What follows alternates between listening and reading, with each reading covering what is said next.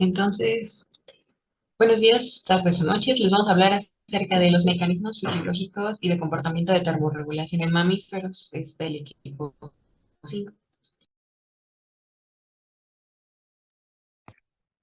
Bueno, pues los seres vivos han desarrollado diversos mecanismos adaptativos para las muchas alteraciones que su entorno puede sufrir, dependiendo del lugar, el tiempo o la estación en cuestión. Estos mecanismos incluyen cambios morfológicos y fisiológicos o de comportamiento que les permiten enfrentar condiciones variables y de esta manera pueden regular sus capacidades fisiológicas. Los mamíferos se dividen sus mecanismos termorreguladores en dos, que son los fisiológicos o los conductuales. Los fisiológicos se,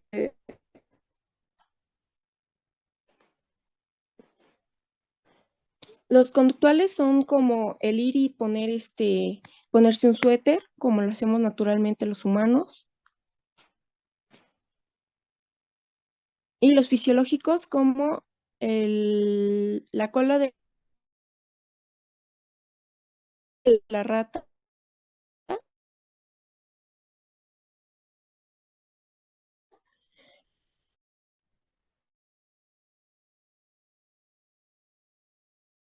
por favor.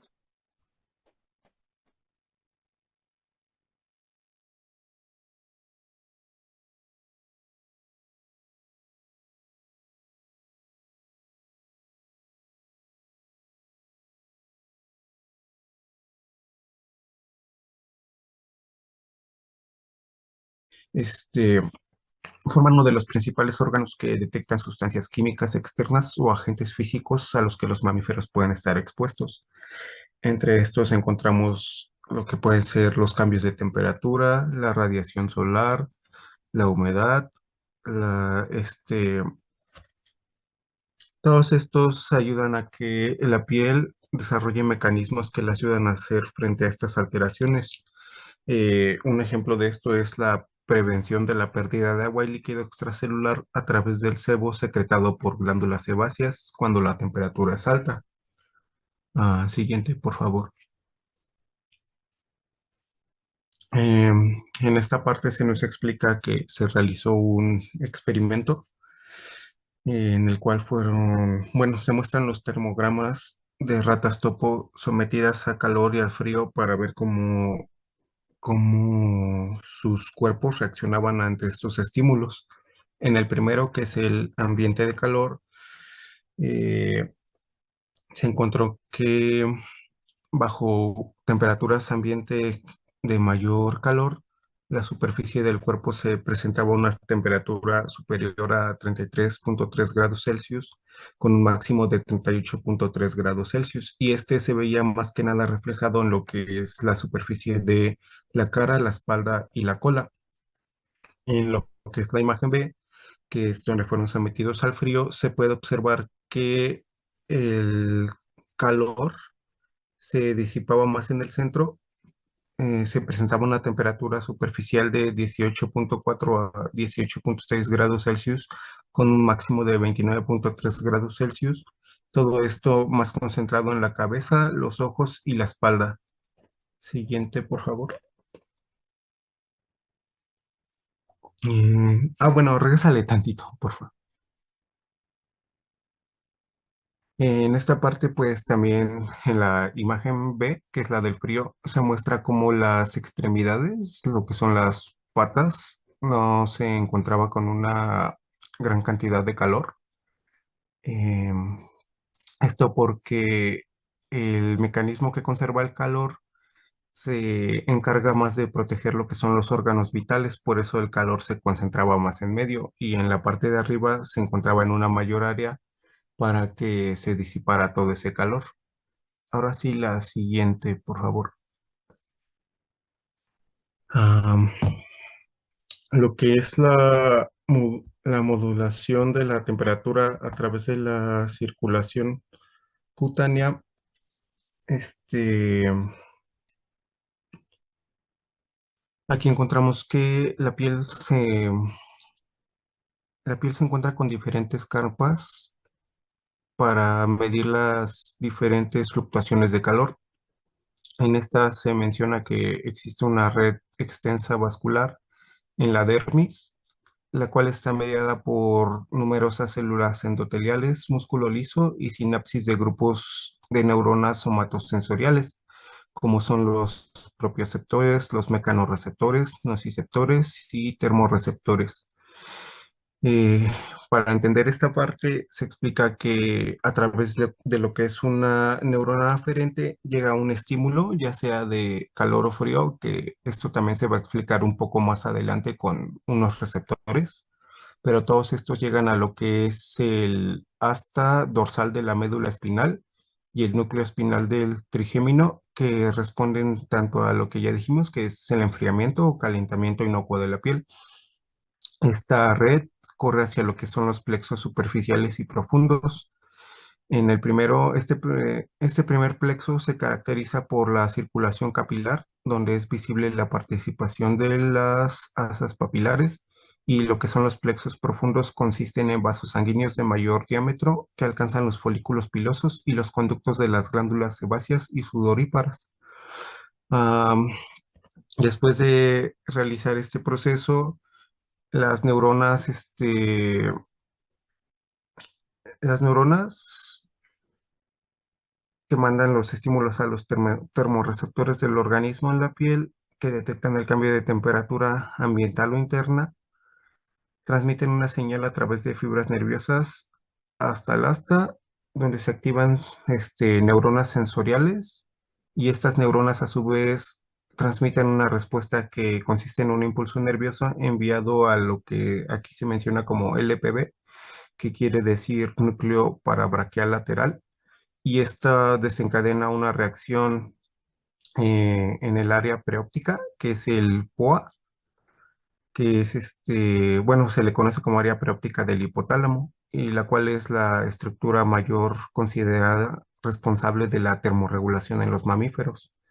Y esto se da especialmente en lo que se le conoce como el núcleo preóptico medio, que es el MNPO. Después de eso, se realizan lo que son las respuestas defensivas al frío o al calor, que se inician a través de vías eferentes. La siguiente, por favor.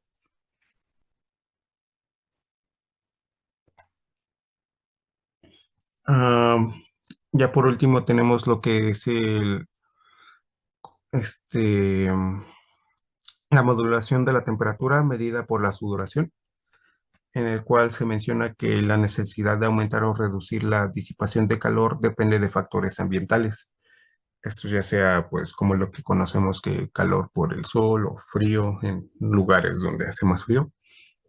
Este se relaciona con el control reflejo a nivel neural, con la ayuda de dos ramas del sistema nervioso simpático, un sistema noradrenérgico que media la vasoconstricción y un sistema colinérgico que causa vasodilatación.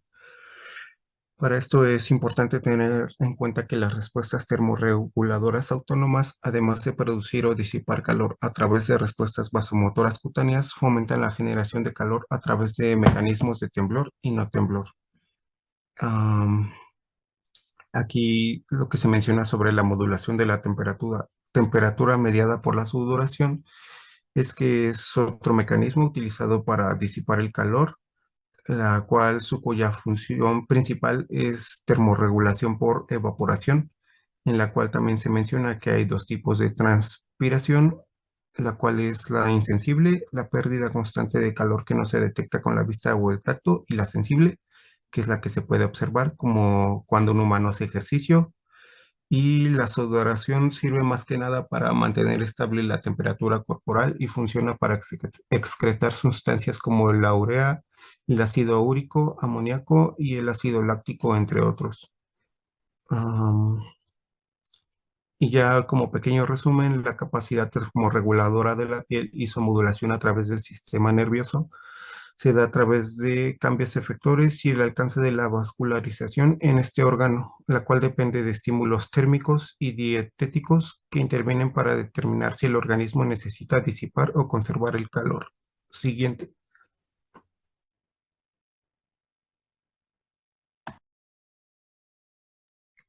El control hipotalámico de la temperatura corporal profunda. Bueno, el control del calor está estrechamente relacionado con las estructuras del sistema nervioso central, que convergen con un grupo de neuronas comunes. Uno de los sitios claves donde se monitorea la temperatura central es el área periópica, el POA, del hipotálamo, que contiene neuronas termosensibles. Su activación aumenta a medida que aumenta la temperatura local y disminuye a medida que disminuye la temperatura del POA. Existe una gran familia de canales de recepción termosensibles transitorios, que son los que se presentan en la imagen.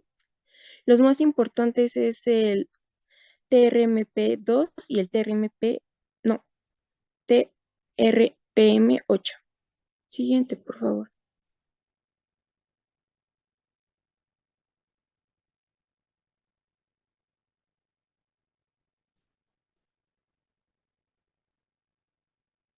Su función de estos es detectar la temperatura superficial de las neuronas del POA.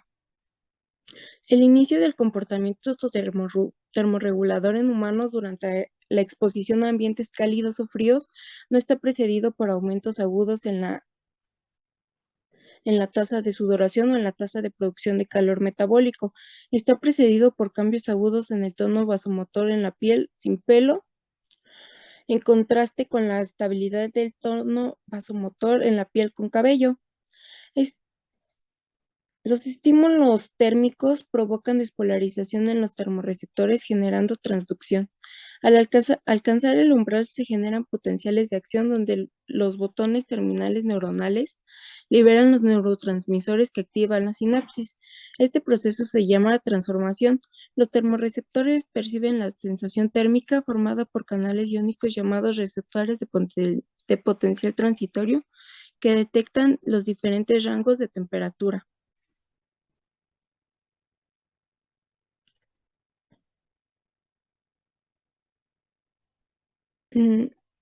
El TRPM2 se encuentra en las neuronas del POA, actúa como sensor de calor y favorece la pérdida de calor que conduce a la hipotermia y su inhibición conduce a la hipertermia, mientras que el TRPM8 los agonistas causan hipertermia y los antagonistas hipotermia. Siguiente, por favor.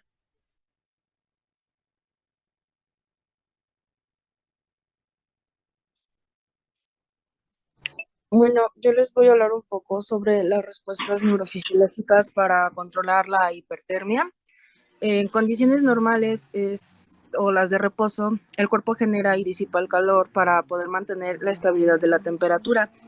De esta manera, nosotros evitaremos que se cause una hipertermia o hipotermia. La hipertermia, recordemos que es cuando hay altas temperaturas en el cuerpo, y la hipotermia es todo lo contrario. Siguiente, por favor.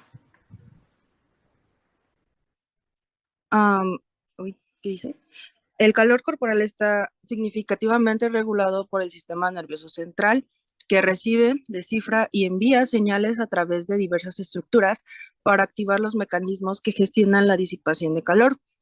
Esto es, como pueden ver, dice, para activar los nervios pseudomotores y vasomotores, ejerciendo retroalimentación negativa en los centros de promoción de calor, que es, como veremos un poco más adelante, la sudoración, la evaporación, todo eso. Siguiente, por favor. Vasodilatación cutánea. Esto sirve para desviar la circulación central a la circulación periférica para disipar el calor utilizando la sangre como vehículo. Como ya sabemos, la vasodilatación y vasoconstricción depende de cuánta es la luz que entra en el vaso sanguíneo. Vasodilatación es cuando entra mucha más luz y la vasoconstricción es cuando hay muy poca luz. Actualmente existen dos tipos de mecanismos de vasodilatación: la vasodilatación activa, que se caracteriza por aumentar este flujo sanguíneo y de esta forma aumentar la actividad nerviosa, y la vasodilatación pasiva, que también aumenta el flujo sanguíneo, pero reduce la actividad del nervio vasoconstrictor. Siguiente, por favor. Enfriamiento evaporativo. El enfriamiento evaporativo se produce principalmente a través de la sudoración Esto sucede más en mamíferos no humanos, ya que porque como la piel funciona, tan ligera que es y cómo está conectada, es que ellos utilizan más la sudoración para regular la temperatura corporal. Siguiente, por favor. Respuesta al ejercicio. El organismo, lo siento, concentra grandes cantidades de calor metabólico producido por las contracciones musculares. La temperatura profunda del cuerpo aumenta debido a este calor generado y de esta forma se activan los mecanismos de enfriamiento, como ya vimos la vasodilatación y la evaporación para disipar este exceso de calor. Y en un estudio que se realizó, en esta imagen nos damos cuenta que en este caso el perro, al realizar este ejercicio, donde más se concentraba ese calor era en la parte frontal, o sea, en la parte que está en la cara, los ojos, es donde se externaba más esa respuesta. Siguiente, por favor. Y la respuesta al miedo.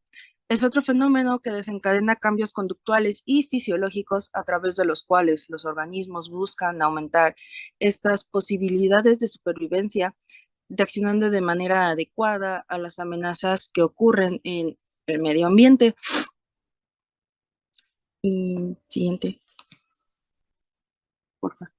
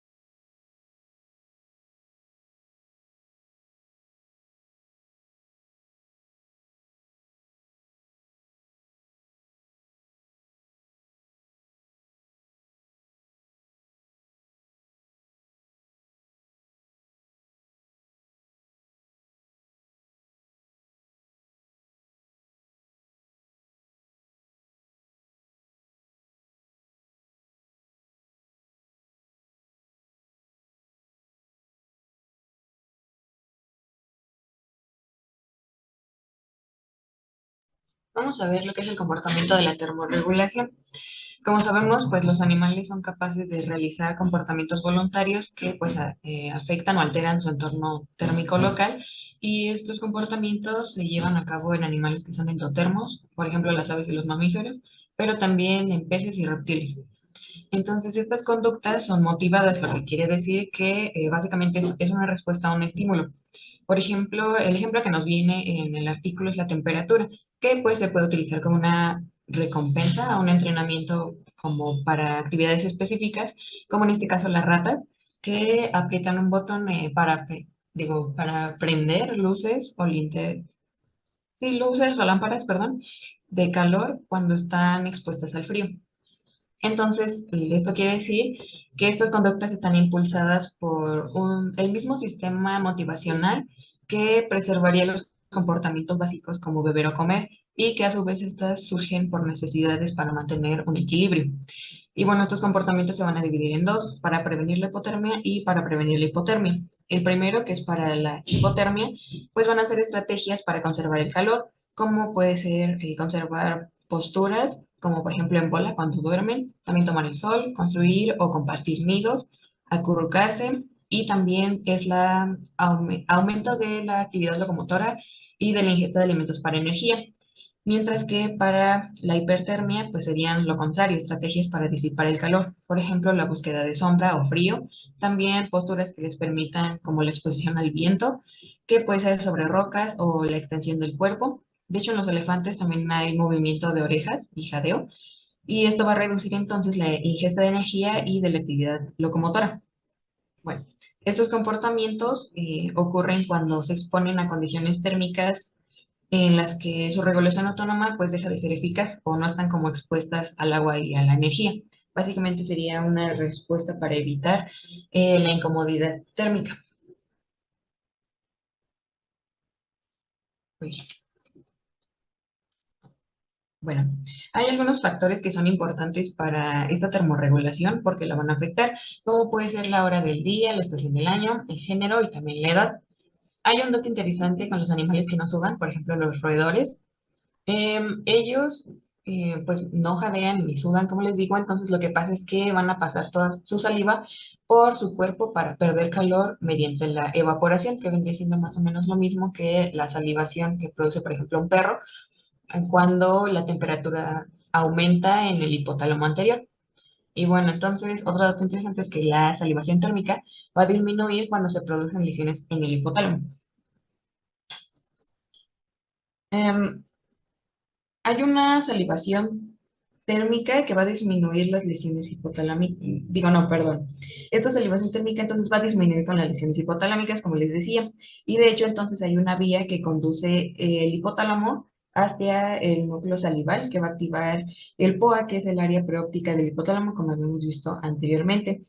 Entonces, su enfriamiento o calentamiento no es tan necesario, pero sí activa la mayoría de comportamientos termorreguladores que pues van a revertir la temperatura corporal.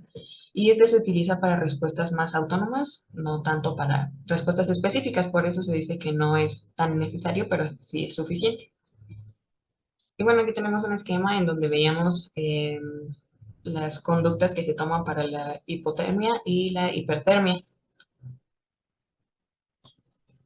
Y bueno, entonces las áreas de oportunidad y aplicaciones prácticas que se pueden tomar de acuerdo a este artículo es que toda esta investigación se puede aumentar o se puede servir para ver, por ejemplo, los efectos del cambio climático sobre el apareamiento o la reproducción. También los efectos que tiene sobre el ejercicio, como vimos, y también los cambios de respuesta al miedo, perdón, al dolor y al estrés. Entonces nos sirve para comprender las conexiones del sistema nervioso que pues van a organizar los comportamientos de termorregulación en organismos hemotermos y ectotermos también. Entonces esto va a establecer un modelo del sistema nervioso, y bueno, es todo.